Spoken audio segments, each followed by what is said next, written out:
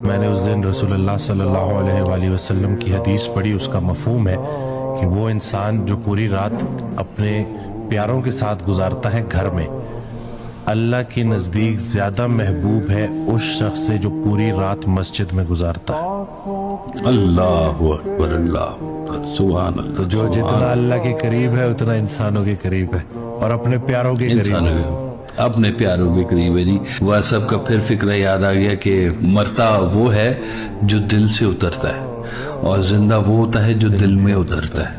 دل میں اترنے والی باتیں کم ہو رہی ہیں اور دل سے اترنے والی باتیں زیادہ ہو رہی ہیں۔ غور کریں ہم کہاں جا رہے ہیں اور ہم کیا کر رہے ہیں۔ ابھی بھی آپ کے ہاتھ میں ہے، چیزیں ٹھیک کر لیں، اپنے پیاروں کو قریب کر لیں۔ وقت گزر جائے گا پھر بعد میں پچھتائیں گے۔ جب وہ کہتے ہیں کہ جیندے جی گل اک نہ منی، قبراں تے جا پھول چڑھائے۔ آپ قبروں پہ پھول چڑھا رہے ہو، اس وقت بعد مان لیتے کیا تھا، خوش ہو جاتا وہ بھی۔ آپ فرماتے تھے تمہارے جانے کے بعد جن لوگوں کو سچ میں غم ہونا ہے انہیں زندگی میں خوشی ضرور دے کے جاؤ۔